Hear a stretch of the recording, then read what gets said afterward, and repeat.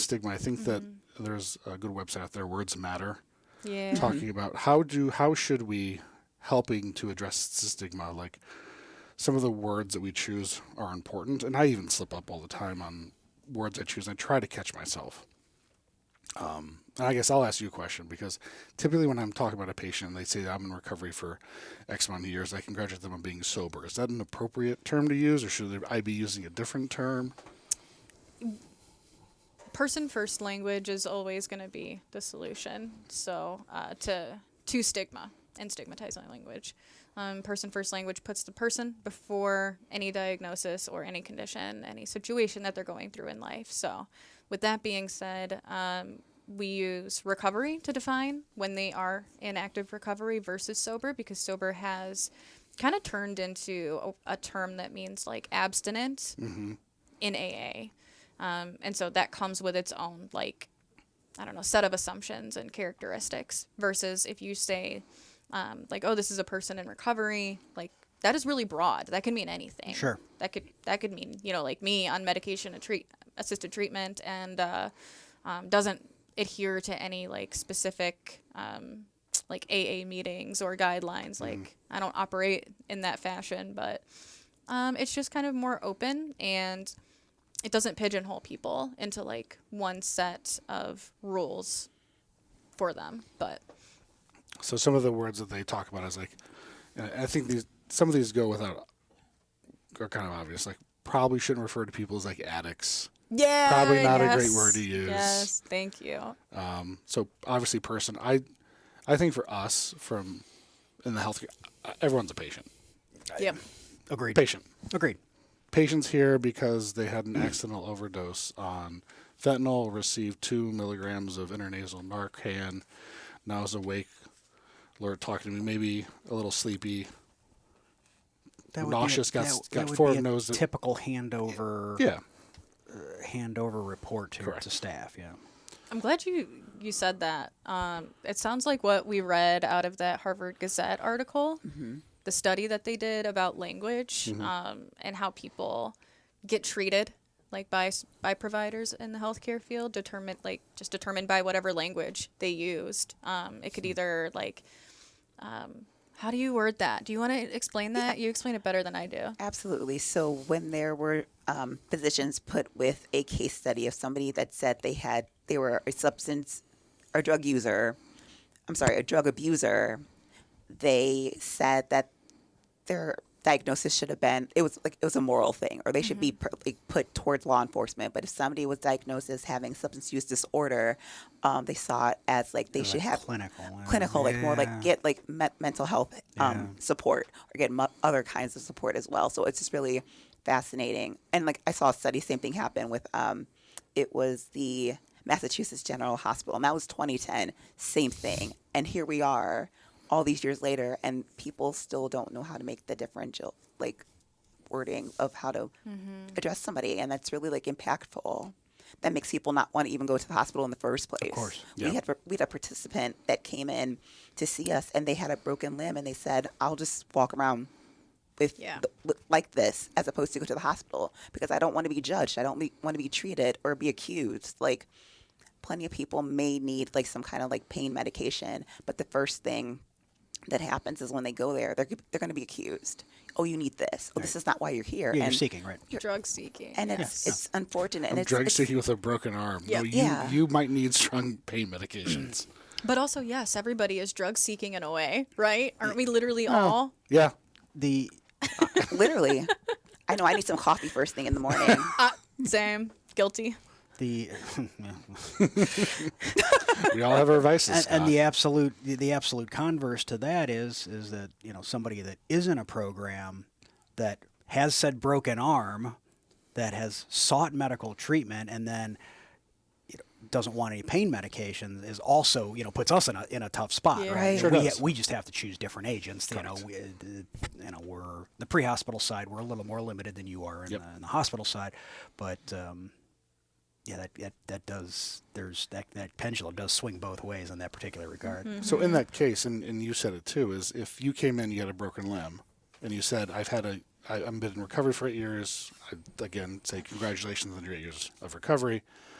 do you want opioid pain medication? If you say no, I'll be like, fantastic, I will give you Toradol. And to my putting on my director hat to EMS, Toradol is not indicated in our protocol. Call me. I will absolutely say, Yeah, absolutely. hey, I've got a patient here who's been in recovery for 8 years. They do not want fentanyl or Dilaudid. Can I give them Toradol? I'd be like, absolutely, please give them Toradol. Yep. Bring them in. We'll take care of you. So I think that's worthwhile to have that discussion. And there are some times where people have had it, and we do Toradol, and they're like, it's just not cutting it. And I'm like, what do you want to do? I'm open. What do you want to do? If you're on buprenorphine, I'd be like, I can give you more buprenorphine if that's what you want to do. We can do other medications. If you say, I don't want to do IV medications because of its quick onset, agreed. If you're comfortable doing oxycodone or the other agents I have, we can do. But a lot of times I actually steer patients too, if they're already on Suboxone, like, how about I just give you more buprenorphine? It's the drug you already know. You're already on this medication. I'm going to get pain relief with it by increasing your dose. Yeah. I recall a situation where one of our crews was taking somebody a very long distance to a trauma center, and I think it was a motorcycle accident, had a broken femur, arguably one of the most painful injuries you can have, and was on a recovery program, did not want, and I applaud him for, like, no opiates, but they were taking him over an hour to another trauma center. The guy was just screaming in pain the whole time, and the conversation finally turned to alternate options, and they settled on ketamine for that patient. Good choice.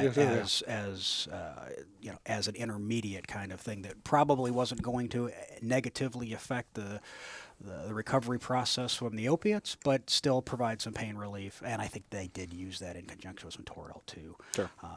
Again, because those were the only two agents that you guys had, they had available. But I recall the crew saying that the patient was even resistant to the ketamine, and they actually called back and were chatting with the doc, and everybody decided this is probably an absolutely safe option for this particular case, and his particular history and his recovery program. So there are options. You just sometimes have to think outside the box, and like you said, that's why medical control exists. Exactly. Yep. Again, off on another tangent, as always. I love it. I love it. We shouldn't use junkie, alcoholic, or drunk. And I know that even in the emergency department, we're bad about that. Former addict, we're saying person recovery, right? Yep. Reformed addict, which geez. somehow seems worse. Right. It can get worse. It just did. Yeah. Shouldn't use... So I even catch myself, too, with saying, like, substance... I try really hard to say substance use disorder instead of even throwing in the words, like, abuse. Yeah. But colloquially and, like, probably in the public, like, habit and abuse are probably thrown around Yes, pretty absolutely. regularly. So I try my very darndest to say substance use. And not even just drug use, substance use, right? Yeah. Because that includes It's all encompassing. substances. Yep. Whether that's your choice alcohol, Mountain Dew, Which is good that you're like practicing and like you're open to that too. That's what we need more of, people being willing to say that, like, hey, I'm still learning. I'm still bad at doing this. this. Yeah. Like, it's okay to like also like point it out in coworkers and Right. help your team. Like, did you mean to, you just said the thing. Like, did you realize you just said that? I think we have to get, comfortable with being uncomfortable and having these conversations with each other. Yeah. And you do become more comfortable when you're in those awkward situations. Yes. Even if you step on yourself, like, I'm sorry, Yep. show a little bit of human side, like, I made a mistake, I didn't mean to say that, this is what I meant. Yeah, absolutely. The one thing that I found in this list is they don't like medication-assisted treatment. They don't like MAT, which is the technical term for what this is. And you've said MAT here. Yes. So Yep. what are your thoughts on that? So- They're recommending like opioid agonist therapy, which is confusing. Pharmacotherapy, which can mean a lot of things. I don't like addiction medication. No. That seems bad. That to seems me, worse too. than medication-assisted therapy. Yeah. MOUD. Yeah, medication for opioid use disorder, Yep. but then we can just call it MOUD. But that also then goes against me wanting to, and we say MAT. I try not to use acronyms a lot. There's a Yeah. load of acronyms in medicine. It's Yes. very confusing. Say it ain't so. Yeah. So, So the- I guess what do you prefer? And this is probably also kind of goes without saying. Like an individual might have a bad reaction to a term you use, and it's you're totally don't mean to use it, but I might use the word, I'll say sober, which I'm going to now change to recovery. But I might say recovery, and they don't like the word recovery individually. But I can always ask. You could always ask that patient, like, how would you like me to? Preference, yeah. What's your preference, right? How should I refer to this? But what are your thoughts on not using MAT? So, I can see where they're coming from, like when these big organizations release like their guidance on language, because it's being seen as, well, MAT, I'll say that, medication assisted treatment, is being seen and talked about as an assist to treatment instead of being The treated. treatment? Yes. So it's like a crutch in the community, and that's stigmatized as well. So if you say it's a medication for opiate use disorder, that has like, it holds a different weight than saying it's an assist to your treatment. But the thing that I found is especially when I'm teaching or in conversations like today, everybody knows what MAT is. Yeah. So if I say MOUD to an audience, they're like, what is that?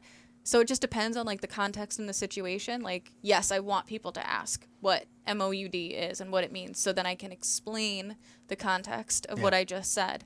But in some cases, I'm not able to explain that context and have the time to go through that depth. Like, if I'm talking about this like on social media, for example, or just a really quick conversation with someone, and I need to, I don't know, get a point across really, really quick and don't have time for the context. So I still use both. It's an old habit. I am also working on it. That's one of mine. I am always trying to make the switch. I think that's going to take time, but I do see where they're coming from, and I've used both for sure. Okay. I was using clean and dirty, although I just said positive because that's just what we say in the emergency department. Although testing positive is apparently okay. Apparently, Yeah. I don't think I've ever said dirty, but I've said my typical nomenclature is positive. But Those are positive for something. yeah. Which is appropriate. That's the Well, and in the the- context, you'll, and maybe I speak for myself a lot of times, I don't do a lot of drug scenes in the emergency department because it doesn't change my management of patients.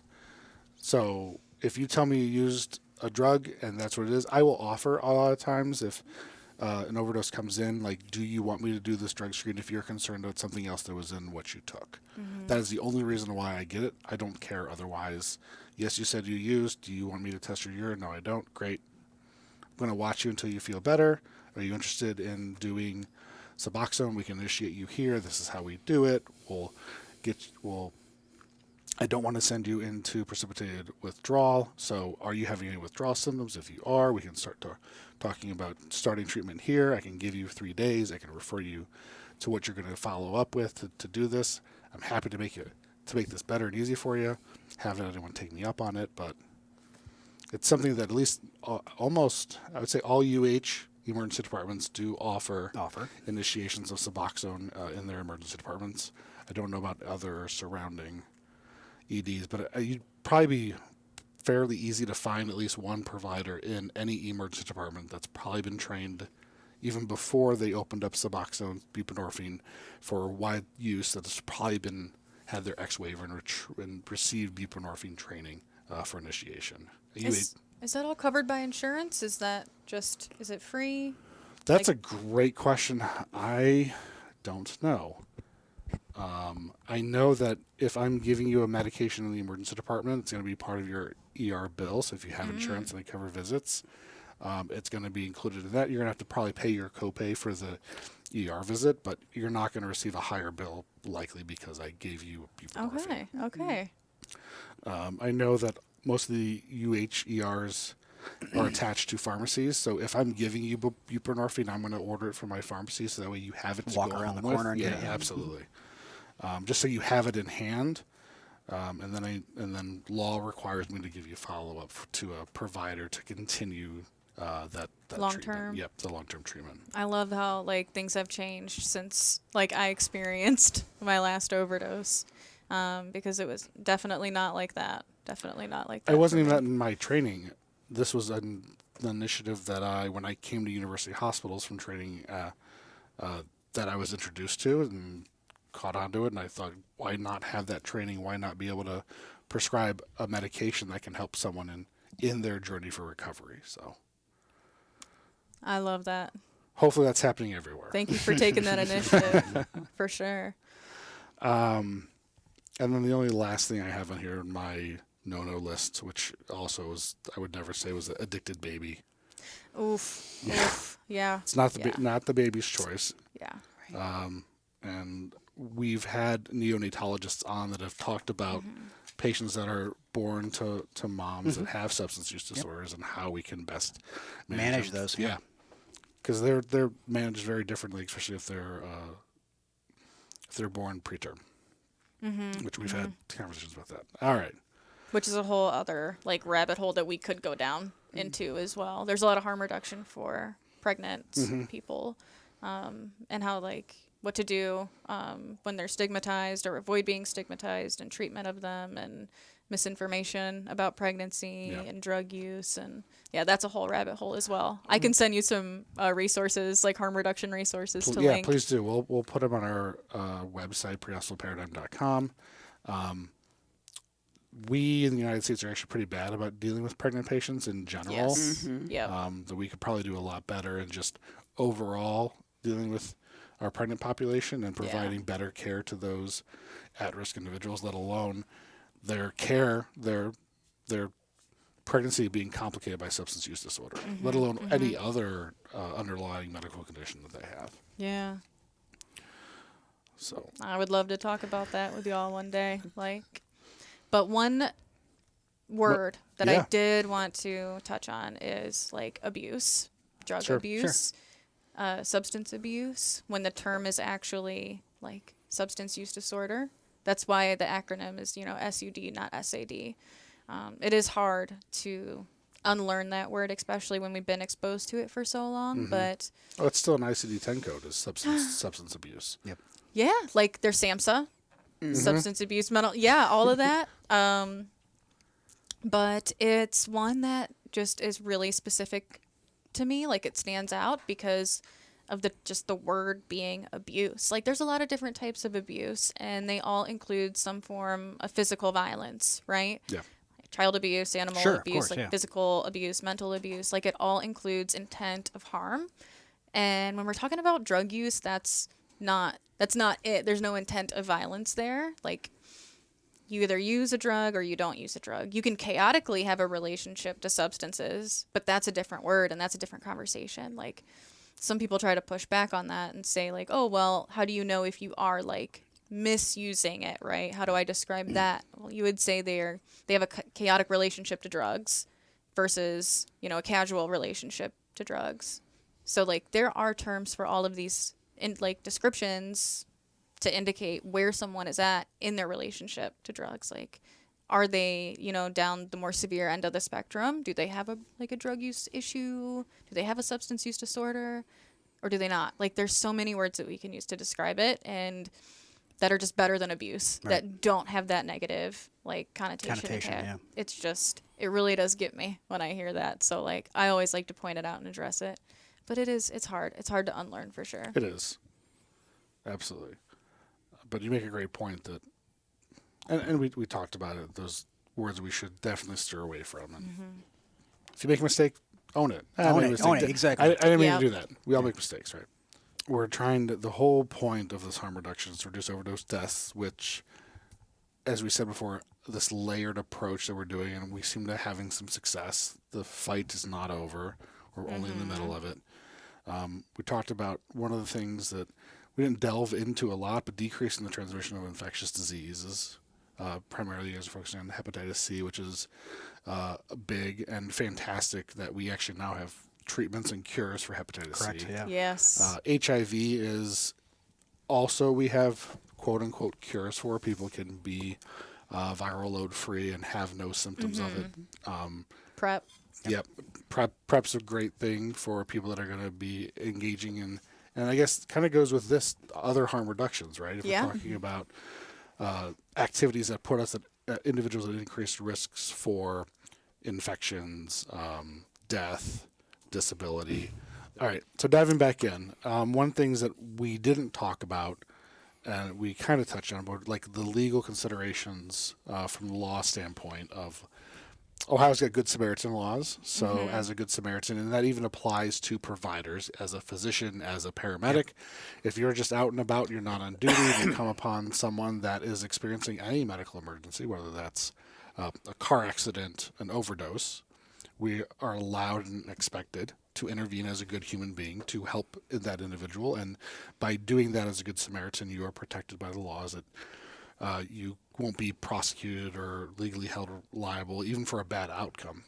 Different in our space, that if I'm on duty, it's a whole different set of circumstances. yeah. Yep. We are then liable for the care we render. But Good Samaritan laws, if I'm not on duty, and this applies to, again, providers, regular Joe Schmoes like you guys, you come upon someone, you render aid, you cannot be held liable for any bad outcomes. So I think that's fantastic. Everyone understands that.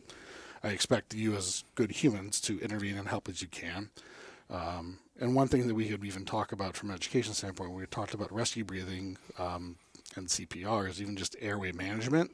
Just a good jaw thrust into open someone's airway can do a lot of good.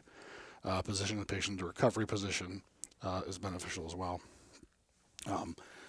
But from your guys' standpoint, what are the legal ramifications or things you have to worry about for like syringe exchanges or any of the other like harm reduction programs you guys are doing? Do you guys face issues with that? Yeah, even with the Good Samaritan law, there's some loopholes there. So, like, if people are not citizens of the United States, they can face different consequences. Especially if, I don't know, if the police end up showing up and they want to press the issue. So if you've got like active warrants, or if it's been like X amount of times, like if this is like your 6th time like overdosing or being at the scene of an overdose, they can press the issue if they really wanted to. It really depends on where you're at, like literally your location in the city, like the county, what the police is like there, what their beliefs are, because if they're in the mood for it, they will absolutely press the issue. We've had like some of our people, unfortunately, like picked up before. One of them with like sterile glass items, like our sterile kits. Because they're calling it drug paraphernalia, yes, right? Yeah, because it's like the intent then. But the intent to save lives, how dare us? Right, like prevent diseases. Oh my goodness, no. But even in my like previous experience, using drugs and living in Portage County, it was like a thing. Like we just didn't call 911 under any circumstance. Like if someone overdoses, you throw water on them, you can punch them, you can slap them in the face, you can put ice on them, put them in a cold bathtub, anything but call 911. And you know, now that I'm here where I'm at today and looking back, it's like none of those things are helpful when someone's overdosing. Oh my God. Cold water. People are really doing that. Still doing that. No. We used to get ice down the pants. Ice down the pants, pushed out in the ER. I've dealt with that innumerable times, right? Just people getting tumbled out in the middle of we'd be putting the truck back together. Body comes tumbling through, the car drives away, packed in ice, So unfortunate. Yeah. Like, just, call for help. Like, just please call for help. I wish. Do you guys interact with any law enforcement agencies to help with education from that standpoint? We've been working on it. We've been relationship building with Cleveland. Okay. The Cleveland police, for sure. We went to lunch a few times with some of them, like early on when we first moved into the area. Sure. But yeah, we try. If you know any like specific folks, feel free to connect us. I would love to talk. We'll see what we can do. Any other barriers you guys see from what you're trying to accomplish? Absolutely, the laws in general. I hate to bring it up again, but like the police, and depending on like who's working, who's the sheriff. That's the other thing. It's going to be very dependent upon who's showing up to that call, right? Yep. Either they're going to be a understanding person and are just going to do what the right thing, or they're going to be, The say no to law drugs. is the law. The law is the law. And even outside of like overdoses and like calling 911, the police can determine if a syringe program exists or not.